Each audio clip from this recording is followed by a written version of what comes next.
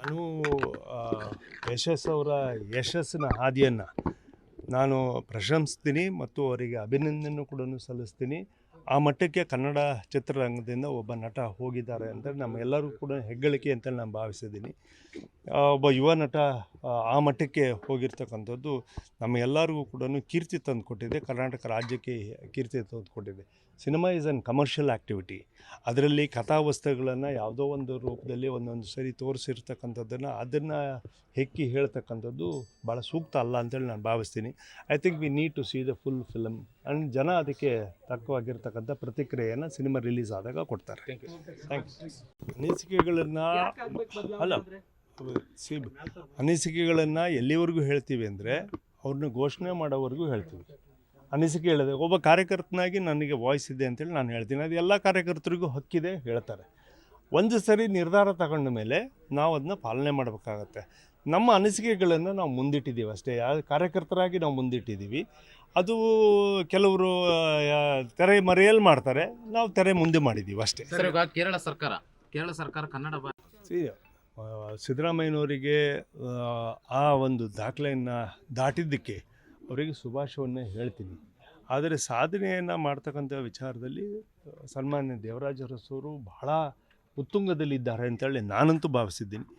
ಅದನ್ನು ಸರಿಸಾಟಿಯಾಗಿ ಸಿದ್ದರಾಮಯ್ಯನವ್ರನ್ನ ಅನೇಕರು ಅವರ ಹಿಂಬಾಲಕರು ಅಥವಾ ಅಭಿಮಾನಿಗಳು ಹೇಳ್ತಾ ಇದ್ದಾರೆ. ಅಂದರೆ ಯಾರಿಗೆ ಹೋಲಿಸ್ತಾ ಇದ್ದಾರೆ? ದೇವರಾಜ ಅರಸರಿಗೆ ಹೋಲಿಸ್ತಾ ಇದ್ದಾರೆ. ಅಂದರೆ ದೇವರಾಜ ಅರಸರು ಭಾಳ ಮೇಲಿದ್ದಾರೆ ಅಂತಲೇ ಹೋಲಿಸೋದು.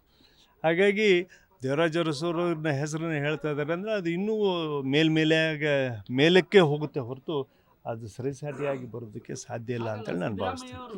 ಭಾಗ್ಯಗಳ ಸರ್ದಾರ ಅಂತ ಗುರುತಿಸ್ಕೊಂಡಿದ್ದಾರೆ. ಈಗ ದೀರ್ಘಾವಧಿ CM ಆಗಿದ್ದಾರೆ. ಒಬ್ಬೊಬ್ಬರು CM ಒಬ್ಬೊಬ್ಬರು ಒಂದೊಂದು ಸಾಧನೆಯನ್ನು ಮಾಡಿದ್ದಾರೆ. ಯಾರು ಕೂಡ ಕೆಲವರೆಲ್ಲರೂ ಕೂಡ ಕೆಲವು ವರ್ಷಗಳು ಬಂಗಾರಪ್ಪನವರು 2 ವರ್ಷ ಇದ್ದರು. ಬಂಗಾರಪ್ಪನವರ ಆಶ್ರಯ, ಅಕ್ಷಯ, ಆರಾಧನಾ, ವಿಶ್ವ, 10 HP ವಿದ್ಯುತ್ತನ್ನು ಕೊಟ್ಟಿರ್ತಕ್ಕಂಥ ಕಾರ್ಯಕ್ರಮಗಳು ಏನಿದ್ದಾವೆ ಅಥವಾ ಕೃಪಾಂಕ ಕೊಟ್ಟಿರ್ತಕ್ಕಂಥ ಕಾರ್ಯಕ್ರಮಗಳನ್ನು ಜನ ಇವತ್ತಿಗೂ ನೆನೆಸ್ತಾರೆ. ದೇವರಾಜ ಅರಸವ್ರನ್ನ ನೆನೆಸ್ತಾರೆ, JH ಪಟೇಲ್ ಅವ್ರನ್ನ ನೆನೆಸ್ತಾರೆ, ನಿಜಲಿಂಗಪ್ಪನವ್ರನ್ನ ನೆನೆಸ್ತಾರೆ, ಅನೇಕರನ್ನ ನೆನೆಸ್ತಾರೆ.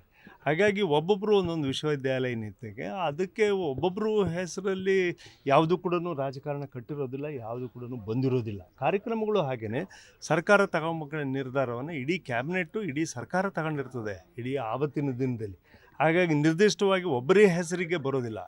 ಆದರೆ ಇವತ್ತು ದೇವರಾಜ ಅರಸವರೇ ಕಡೆಗೆ ಇಂದಿರಾ ಗಾಂಧಿಯವ್ರ ಜೊತೆಗಿದ್ರು, ಕಡೆಗಲ್ಲಿದ್ದರು, ಇರಲಿಲ್ಲ ಅಂತ ಹೇಳಿದ್ರು. ಆದರೆ ದೇವರಾಜ ಅರಸರ ಹೆಸರು BJP ರಾಜ್ಯಾಧ್ಯಕ್ಷರು ಅಕ್ಷಮ್ಯ ಅಪರಾಧ ಅಂತೇಳಿ ನಾನು ಭಾವಿಸ್ತೀನಿ.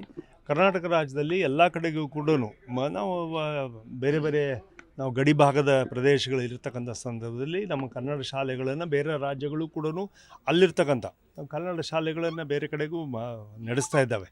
ಈ ಕಡೆಗೂ ಇಲ್ಲಿ ಮರಾಠಿ ಇರ್ತಕ್ಕಂಥ ಜಾಗದಲ್ಲಿ ಮರಾಠಿಗರಿಗೆ ನಾವು ಪ್ರೋತ್ಸಾಹ ಮಾಡಿದ್ದೀವಿ, ಕನ್ನಡಿಗರಿಗೆ ಅವ್ರು ಪ್ರೋತ್ಸಾಹ ಮಾಡಿದ್ದಾರೆ. ಇದು ಒಂದು ಫೆಡ್ರಲ್ ಸಿಸ್ಟಮ್ನಲ್ಲಿ ನಾವಿದ್ದೀವಿ. ನಾವು ನಮ್ಮ ರೀಜನಲ್ ಭಾಷೆಗಳನ್ನು ನಮ್ಮ ರಾಜ್ಯದ ಭಾಷೆಗಳನ್ನು ಗೌರವ ಮಾಡ್ತಕ್ಕಂಥದ್ದು, ಮತ್ತೊಂದು ರಾಜ್ಯಕ್ಕೆ ಗೌರವ ಕೊಡ್ತಕ್ಕಂಥ ನಿಟ್ಟಿನಲ್ಲಿ ನಾವು ಹೋಗಬೇಕೆ ಹೊರತು ಕಾನೂನಿನ ಮುಖೇನ ಇದನ್ನು ಮಾಡೋಕ್ಕಾಗಲ್ಲ. ಇವೆಲ್ಲವೂ ಕೂಡ ಸಾಮಾಜಿಕವಾಗಿರ್ತಕ್ಕಂಥ ಪರಿವರ್ತನೆಗಳು. ಹಾಗಾಗಿ ಸಮಾಜ ಇದನ್ನು ನಿರ್ಧಾರ ಮಾಡುತ್ತೆ ಹೊರತು ಯಾವುದೇ ಸರ್ಕಾರದ ಕಾನೂನುಗಳು ಇದಕ್ಕೆ ನಿರ್ಧಾರ ಮಾಡುತ್ತೆ. ನೀವು ನುಸುಳುಕೋರ್ ಬಗ್ಗೆ ಒಂದು ಗ್ರೌಂಡ್ ರಿಪೋರ್ಟ್ ಅನ್ನು ಮಾಡಿದ್ದೀರಿ ಸರ್, ನಿಮ್ಮದೊಂದು ಗ್ಯಾರಂಟಿ ನ್ಯೂಸ್, ಸುದ್ದಿ ಖಚಿತ, ನ್ಯಾಯ ನಿಶ್ಚಿತ.